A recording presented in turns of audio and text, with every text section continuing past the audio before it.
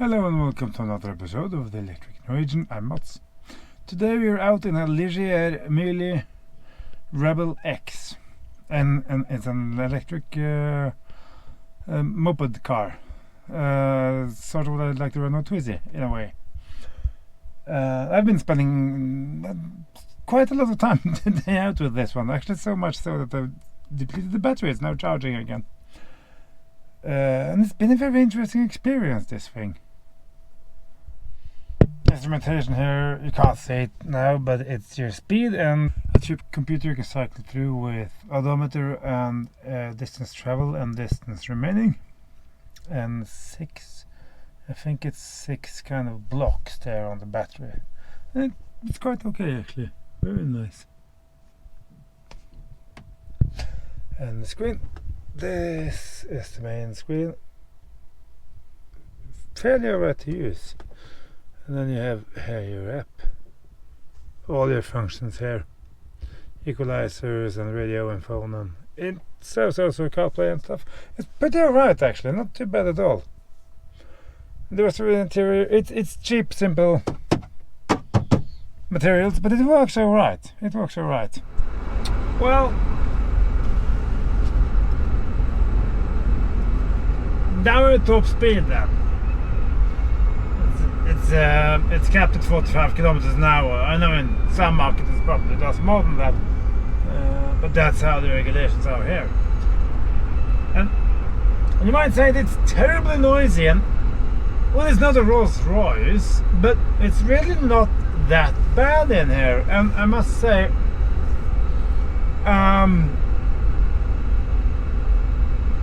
it's a nice place to sit. The instrumentation is alright, easy to read. Suspension is actually pretty decent.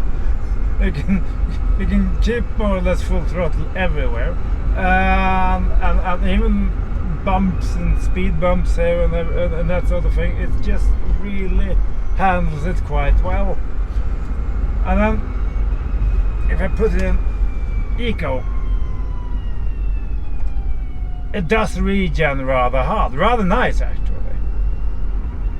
But the difference, if we come to a stop here, now full power in eco mode, 20, 22, 24, 30, 40.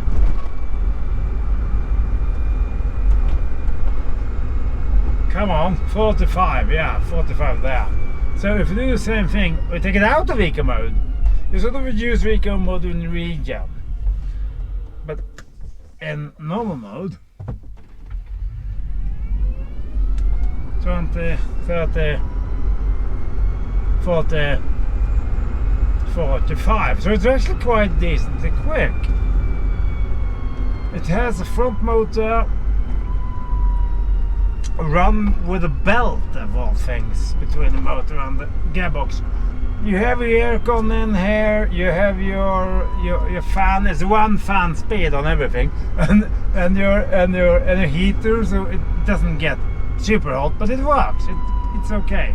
It has a heated seat in 2 stages, which is actually quite decent.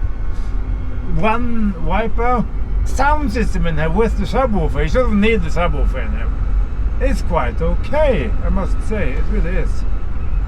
I've been driving around this all day, had some friends and stuff, and they sort of loved it, and they're kids, which is 14, 15, 16, that kind of age range. They love this thing. This thing is brilliant. I mean, if you're a young person and you have your heater on here, or you can have your windows down on a day like today,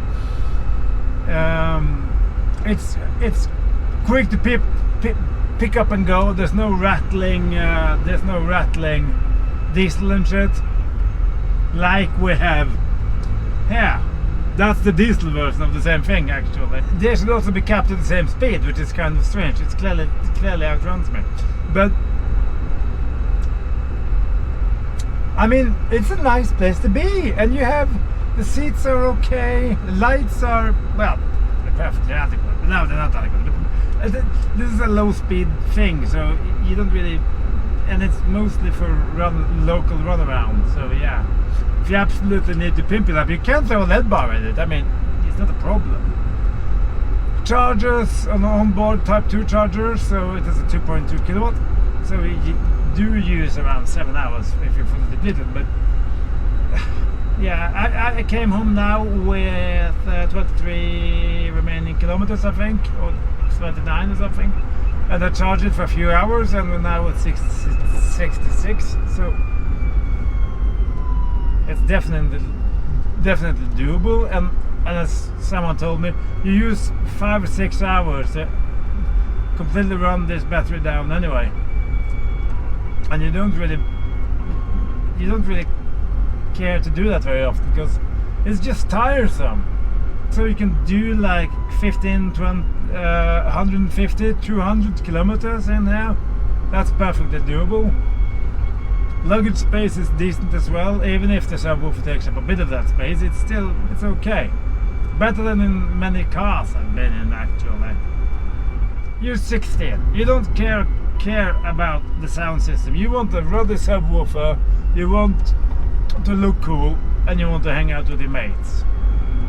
That's it, and that's what this thing makes possible. And you're inside, you don't get wet, you stay relatively temperated, and you have your CarPlay and whatever. So yeah, and it has the AB radio. It's not the best, it's a bit spotty, but still it's there. This thing costs between 18 and 23,000 euros, so they're not cheap in any way, sense or form. But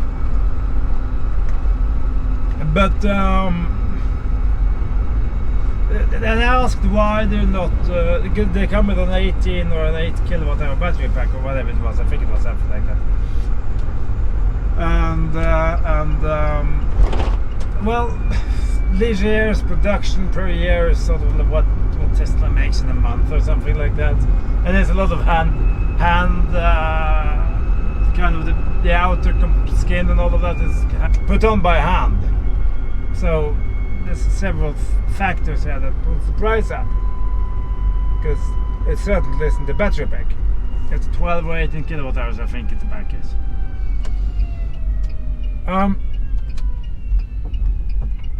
Car's been delivered to me by or loaned to me by Moped Norge AS. They are sellers of the Ligier and also a few other brands of these kinds of cars. Most of them are, of course, with these legends, which is stupid, but it was partly something to do with longevity and stuff. And they've actually become quite a thing in this county and this kind of region as well, among the teenagers and young persons, and also people with kind of like Robert. If you have a slight disability, you can drive this thing. And also if you don't have a normal driver's license because maybe you're old or whatever, but you sort of function, you have the functionability to just drive a car, you can also use this. So it can give mobility also to other people, and that's important. I traveled 40 kilometers in the morning to get to some friends today, and it took about an hour, and it's okay. And it's actually quite quick to 40 as well. So in some at the lights and stuff, you can actually surprise a few people, I think. Of course, you hit the limit then. But this one it's rumored it will come as a motorcycle version, and then it can do 80 kilometers an hour. And now that would be something. That would be some really interesting thing. Because then you sort of get around the problem of being slightly in the way of everybody else when you get out of the city. Like now I am. This is a 70 zone, and yeah. I do miss a cup holder, mind you. I have to admit I do. There is one in the if I take down the if I open the glove box, but it's sort of no. But I guess maybe you can fit one somewhere. I'm sure some teenager with a with a drill and some plastics. I have an idea on that. Robert had a Chinese moped car a few years ago, and compared to that, this is a Rolls Royce when it comes to ride comfort and noise levels and stuff. Because it's really not a bad place to sit and spend time. And the instrumentation here it's a small screen, but it's very clear and easy to read and gives you sort of what you want, mostly anyway. And it's really, many producers of far more expensive things than this have a few things to learn. It's just, yes, it's a lot of money, but that's apparently what these things cost, at least in Norway. Anyway, and it has a heated front windscreen. You don't get that in your Tesla Model S Plaid from 100,000 euros, do you? No.